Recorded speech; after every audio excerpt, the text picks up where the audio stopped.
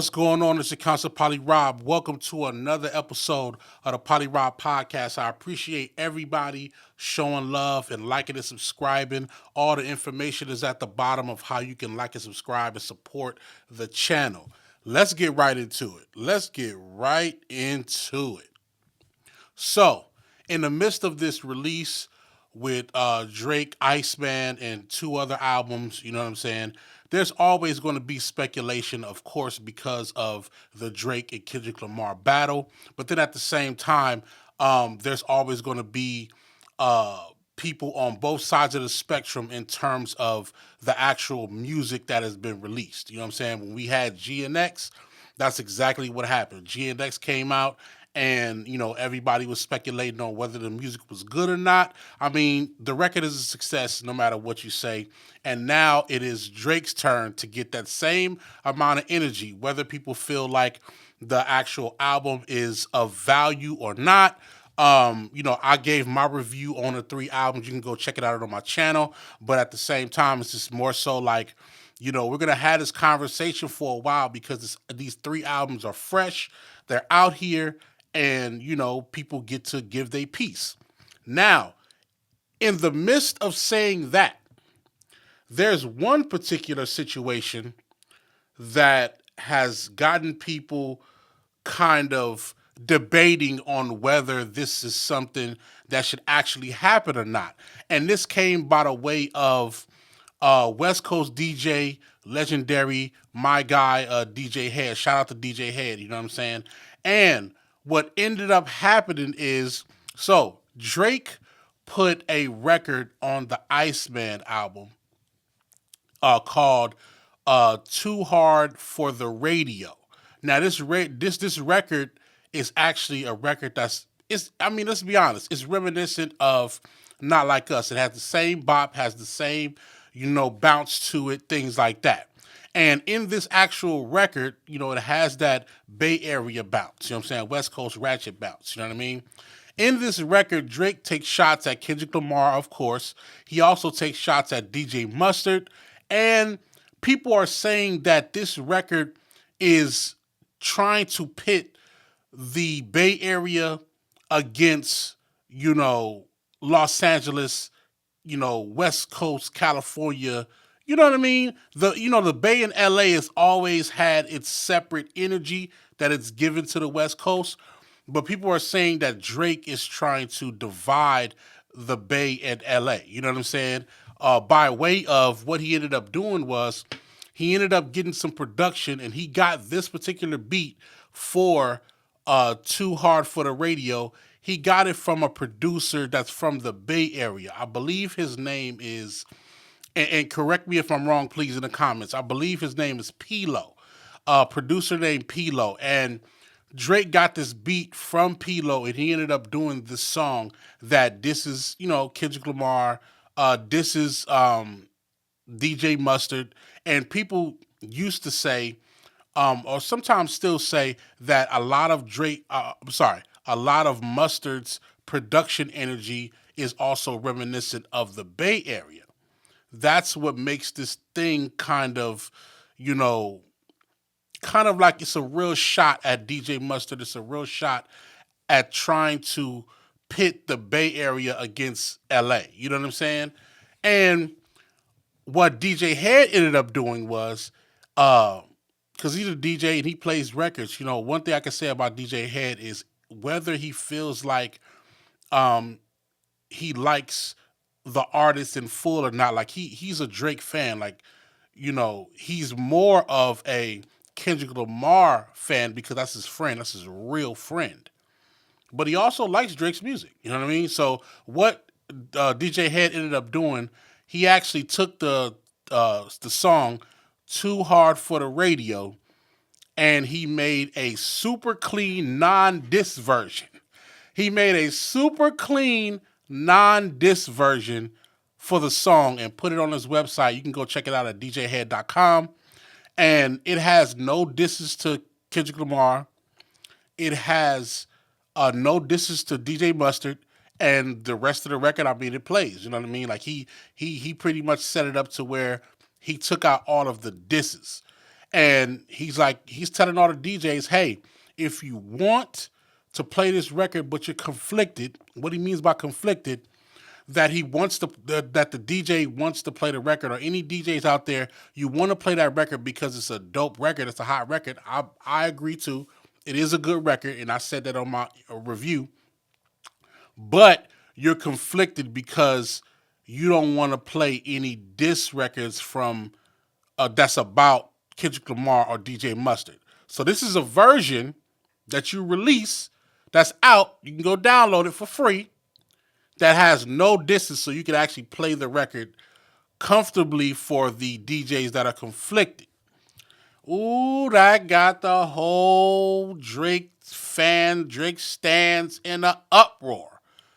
They what they're saying is, and this is their argument. Their argument is, oh, you want to bleep out the disses on Drake's record, but you didn't want to bleep out the disses on Kendrick's record. Like they're trying to call DJ Head a weirdo for doing that. And this is the conversation that needs to be had, because the one thing about this music industry is it's very small, and you have people who are actually friends in the music industry. Now, DJ Head and Kendrick's relationship as friends goes far beyond the battle, far beyond, Kendrick's rise to stardom. They're actually really friends. DJ Mustard is in that same vicinity, is friends with DJ Head. I don't know the extent to that, but I know that they're friends. You know what I mean? And I've also been around Mustard, early days, and I've been around, Dot. You know what I mean? So very cool peoples. But you realize when you're in this industry that it's a very small industry, and there's just some people. There's some people in this world, some people like me, I'm not gonna lie, that just won't go against their friends. It's just what it is. Won't go against their friends, especially friends that they've known for a long time, and that their relationship extends past them doing music or their career. When you're genuine friends, like I have genuine friends that I really care about that are in the industry as well, and yeah, I'm compromised for sure. I'm compromised. No, I'm not doing nothing to upset them or doing nothing against them. I'm not doing that. And that's what DJ Head said as well. Like, I like the record. I want to play the record, but I mean, I'm not playing nothing that's dissing his friend. You know what I'm saying? I agree with that. Some of you may not. But I feel like DJ Head is doing two things. I feel like he's living up, and I'm talking about this Drake record that he wants to play. I feel like he's number one. He is still upholding his credibility and moral compass of a DJ. He likes the record. He wants to play the record, but he doesn't want to play nothing that's dissing his friends. But he still wants to play the record. He's doing his service as a DJ. If he liked the record, he gonna play it. Also, at the same time, I think that he's also making sure that he stands by his values as a friend to a friend. It's just what it is. Is this move very unorthodox? For sure. Hey, I want to play the record. I'm finna take these disses off and I'm finna play it. It's crazy. Very unorthodox. But at the same time,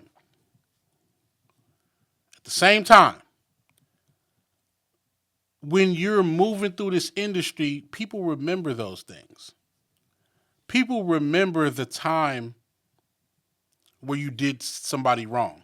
People remember the time where you wasn't as truthful or honest. People remember the time where you did somebody a solid. People remember the time where you came through for them. Like I'm just talking about in general. I'm not talking about Head or Kendrick. I'm just talking about in general, being in this industry. People remember those times, and it's real because it's almost like, you know how it is when you, let's say you go to an event or you go somewhere or you pull up somewhere and then you see this one person that you know did you wrong. As soon as you look at their face, you automatically know, or you just recollect what they did to you. It's like that in this music industry. So I feel that DJ Head is doing his self personally a service of making sure that he stay true to his friends, but still being a DJ because he still wants to play the record. He could just say I'm not going to play the record, but I think he's more of a DJ than probably a lot of these other DJs. He wants to play the record. Now, on the other half, is this something that's very, very crazy and weird? Yes, it is. But that's what you expect from somebody like DJ Head, for sure. You know what I mean? Is it something that should continue to happen in the music industry? Should people just take out or make their own clean versions or take out what they don't like about the song and then continue to keep it going or supporting it? Let's ask the DJs that question. I don't have a question about that because I'm not a DJ. I'm a producer. But for the DJs, I ask y'all that question. Do y'all think y'all want to continue that narrative of deleting lyrics that you don't like a part of a song? I mean, we do it for clean version purposes. We take out certain things for clean version purposes. But do we want to? I'm just talking to all the DJs. Do the DJs want to start taking out certain lyrics and lines that they don't like a part of a song so they can play it because they might be compromised by friendship or by business relationship or by anything else? Is that something that's going to be a part of the music industry process now? That's a question that I ask the DJs. I'm anxious to hear what that's about. All in all, support is support.